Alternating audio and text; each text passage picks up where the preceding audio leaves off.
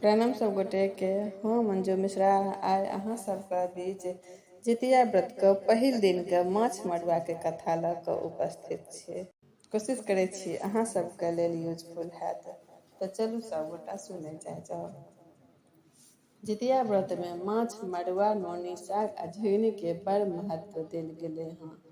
ओना तो कोनो भी व्रत होइया तो ई सब चारूटा चीज जेना कि माछ मरुआ नोनी साग झिंगनी सब वर्जित यऽ, सब हुनका अशुद्ध मानै छनि, लेकिन जितिया व्रत में हुनका विशेष महत्व छै।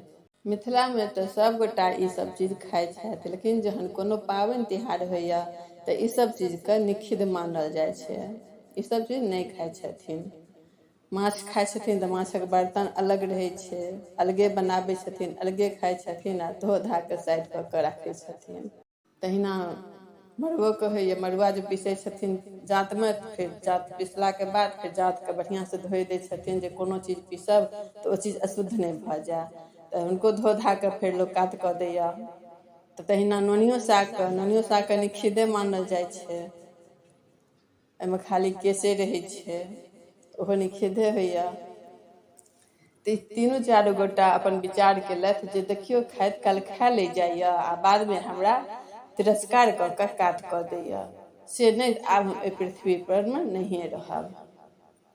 बहुत दुखी भऽ कऽ ओ सब अपन पृथ्वी लोक छोड़ के जाइ छलथि। उम्हर से जितवाहन भगवान भ्रमण करे के लेल पृथ्वी लोक पर आबै छलखिन।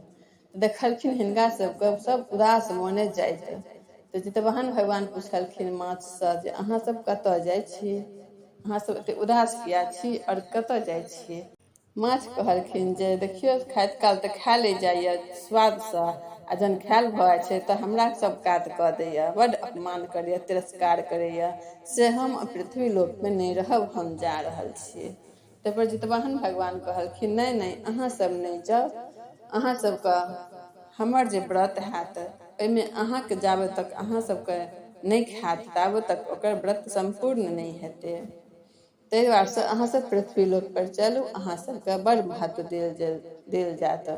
तो फिर कनी आगू बढ़लथि तो देखलखिन मरुआ के बहुत उदास भऽ के जाइत, तो जितवाहन भगवान फिर मरुआ के आगू ठाढ़ भऽ गेलखिन आ कहलखिन अहाँ एते उदास भऽ के कतऽ जाइ छी। तो ओ कहलखिन जे हम पृथ्वी लोक से हम सब जा रहल छी, हमरा एतऽ बहुत अपमान होइया, बहुत तिरस्कार कयल जाइया, हमरा में तऽ एतेक गुण पायल जाइया, खाइत काल खा लैया, एतेक पौष्टिक भी रहै छै हमरा में, खाइत काल खा लैया आ तकर बाद अशुद्ध समझि कऽ हमरा सबके कात कऽ दैया, से बड़ तिरस्कार हमरा ई सब करैया, हम पृथ्वी लोक पर नहीं रहब, हम पृथ्वी लोक छोड़ के जा रहल छी। तो कहलखिन नहीं अहाँ सब नहीं जाओ, हमर जे पूजा जितिया हेतै ताहिमे अहाँ सबके जाबे तक नहीं खेतै ताबे तक ओकर व्रत संपूर्ण नहीं हेतै। ताहि दुआरे से अहाँ सब पृथ्वी लोक छोड़ के नहीं जाओ, अहाँ पृथ्वी में रहू, अहाँ सबके मान सम्मान भेटत। ओहिसँ आगू बढ़ला तऽ नोनी साग भेटलखिन। नोनियो साग अहिना उदास भऽ के जाइ छलथि, तऽ जितवाहन भगवान हुनको आगू ठाढ़ भऽ गेलखिन, कहलखिन अहाँ कतऽ जाइ छी। तऽ कहलखिन हमहूँ जाइ छी, हमरो बड़ तिरस्कार करे जाइया, केश झाड़ि कऽ हमरा ऊपर फेंक दैया, थूक फेंक दैया, हमरा बड़ अपमान बुझाइया, हम एहि पृथ्वी लोक पर नहीं रहब, हम पृथ्वी लोक छोड़ के जाइ छियै।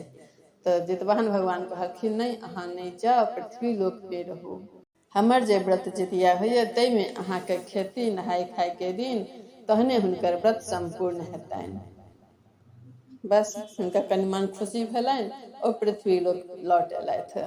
तकर बाद कनि आगू और बढ़लखिन तऽ देखलखिन झिंगनी को, तो झिंगनी कहलखिन जे झिंगनियो के आगू ठाढ़ भऽ गेलखिन, कहलखिन अहाँ कतऽ जाइ छी। तऽ कहलखिन हमरो बहुत अपमान होइया पृथ्वी लोक में, हमहूँ नहीं रहब एतऽ, हमहूँ छोड़ के जा रहल छी। तऽ कहलखिन नहीं नहीं अहाँ सब नहीं जाओ, अहाँ सब गोटा पृथ्वी पर में रहू, हमर जे व्रत जितिया होइया ताहिमे अहाँ चारू गोटा के बहुत महत्व देल जायत, जाबे तक अहाँ चारू गोटा के नहीं खायब ताबे तक हमर व्रत संपूर्ण नहीं हेतै। ई सुनि के चारू गोटा कनि प्रसन्न भेलथि और पृथ्वी लोक में लौट गेलथि। तहिया से जितिया के व्रत में ई चारू चीज खायल जाइया, जाबे तक ई चारू चीज नहीं खाइ छथिन ताबे तक हुनकर व्रत संपूर्ण नहीं होइ छनि।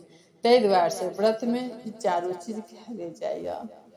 तो इएह छल पहिल दिन के कथा, नहाय खाय का, माछ मरुआ नोनी साग के कथा।